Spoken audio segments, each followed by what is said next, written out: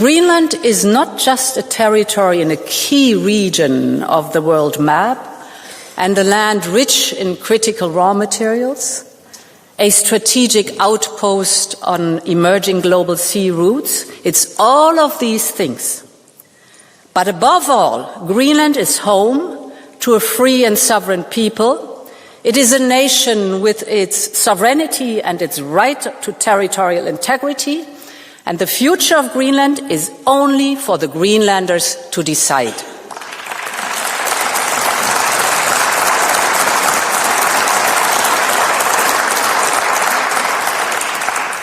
Honourable members, we do agree with our American friends on the need to ensure the security of the Arctic region.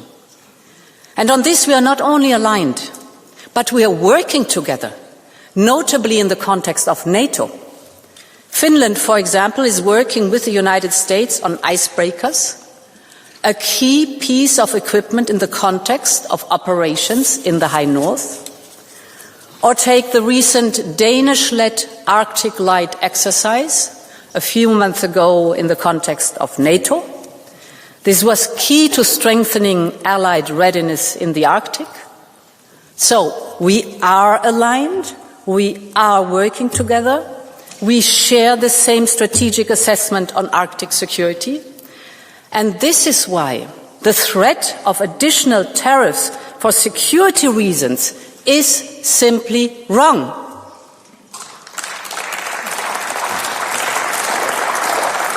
If we are now plunging into a dangerous downward spiral between allies, this would only embolden the very adversaries we are both so committed to keeping out of the strategic landscape. Start by conveying my deepest condolences to the families and friends of the train accident in Spain.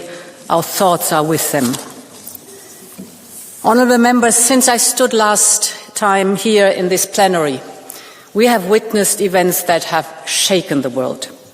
From the nationwide protests and repression across Iran, to the seizing of shadow fleet tankers in the North Atlantic, from the volatile situation around the Arctic and Greenland, to the relentless bombing against Ukrainian civilians and infrastructure, from the tensions in the Middle East to the Indo-Pacific. All of this reflects a number of realities for Europe.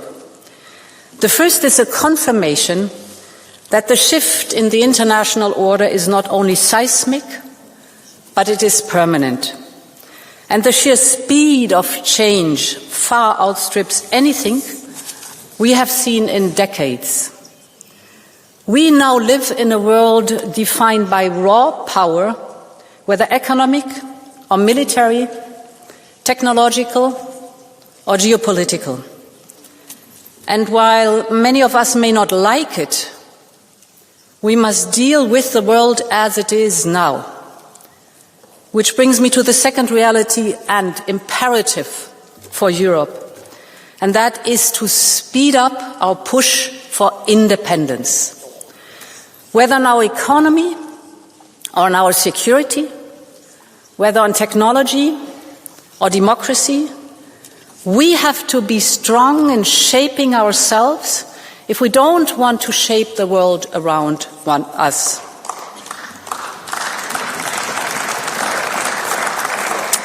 In this increasingly lawless world, Europe needs its own levers of power. And we know them. A strong economy, a thriving single market, one that can do business in different markets and can compete all around the world, a strong innovation and technology capacity, united societies with high levels of education, talent and health systems, and above all, a real capacity to defend ourselves. This is what European independence is all about. It is not about anyone else. It is not driven by the recent event. It is about a need and an opportunity for us to build a stronger union. We are already moving in this direction, but the speed of change requires a new approach from Europe.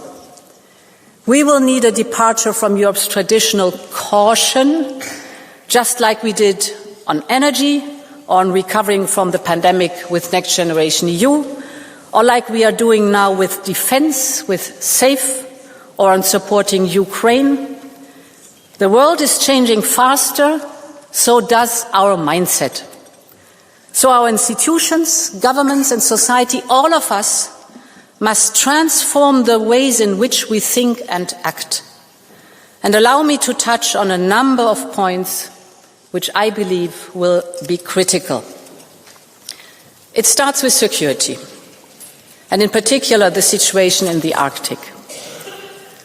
Greenland is not just a territory in a key region of the world map and a land rich in critical raw materials, a strategic outpost on emerging global sea routes. It's all of these things. But above all, Greenland is home to a free and sovereign people. It is a nation with its sovereignty and its right to territorial integrity, and the future of Greenland is only for the Greenlanders to decide.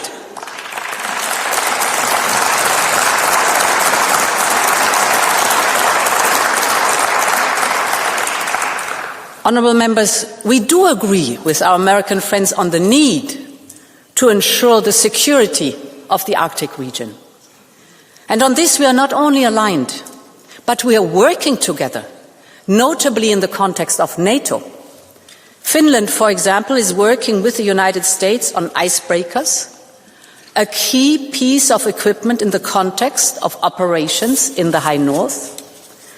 Or take the recent Danish-led Arctic Light exercise a few months ago in the context of NATO. This was key to strengthening Allied readiness in the Arctic. So we are aligned, we are working together, we share the same strategic assessment on Arctic security, and this is why the threat of additional tariffs for security reasons is simply wrong.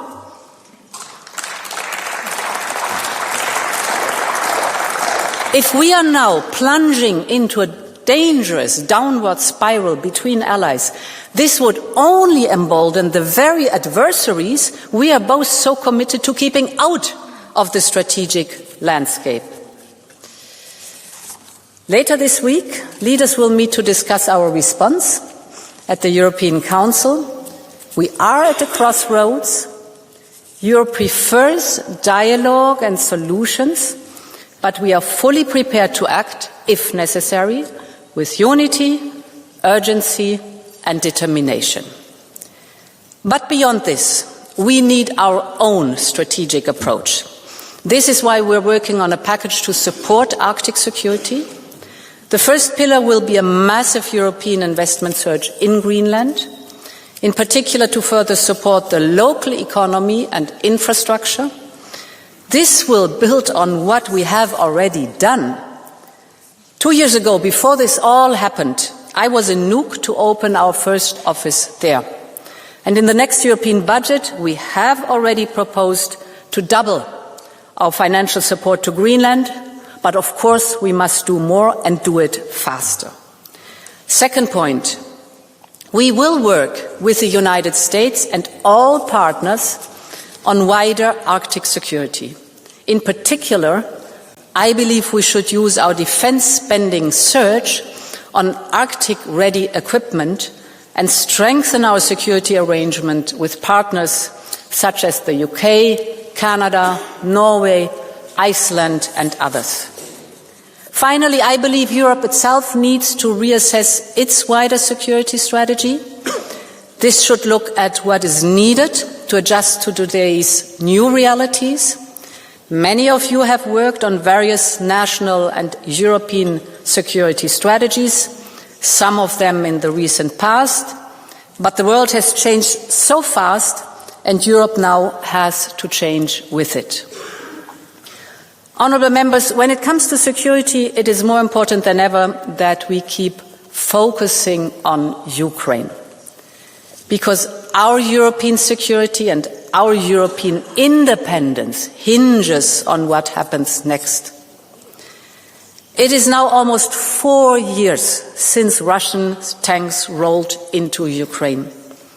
Peace talks are now ongoing, and we are recognizing the efforts the US is doing in this region. But while these efforts intensify, so does Russia's attacks. So Europe will continue to support Ukraine in every way, and this is why it was so important that in the last European Council we agreed to jointly raise 90 billion euros for Ukraine.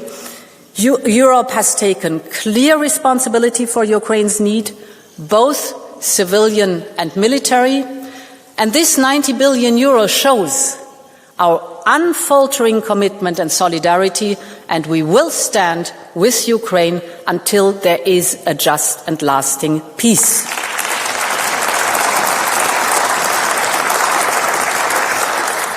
Honourable members, allow me to briefly turn to our economy and our need to reduce our dependencies here too. Because this is intrinsically linked. Trade inside our single market accounts for 55% of our GDP. Trade with the rest of the world is worth roughly 45% of our GDP. 45%. Our supply chains and de-risking goals depend on trade. So trade matters more than ever. I just came back from Paraguay, where we signed a historic deal with Mercosur. Next week, we will be in India for another groundbreaking agreement. And negotiations are advancing with many others who want to do business with us. These deals will open massive opportunities for our businesses. They will create jobs here in Europe. They will give us resilience and security of supply, because the more trading partners we have worldwide, the more independent we are. And that is exactly what we need. If we take Mercosur, which I know is hotly debated in this House, the deal secures our access to raw materials our industry needs. And the benefits for European companies will be huge. Just take the automotive sector. European exports to Mercosur can rise by 20 billion euros or 200%. Or look at the chemicals or machineries, same effects. The deal with Mercosur will deliver huge gains also for producers of dairy, wine, spirits, oil, and much more. At the same time, we have listened carefully to your concerns and to our farmers, and we have secured strong safeguards for our sensitive agri-food sectors. I believe this is a deal that will bring benefits across our economy and across every member state. So to conclude, honourable members, this moment of global change is fraught with dangers. And Europe must be ready to change even faster, to become more independent for its own future. This will not be easy. It will require difficult decisions. And it will require to frame all of our work in the bigger picture. But I'm deeply convinced that together we can achieve it. Thank you very much, and long live Europe. Thank you very much, President von der Leyen. And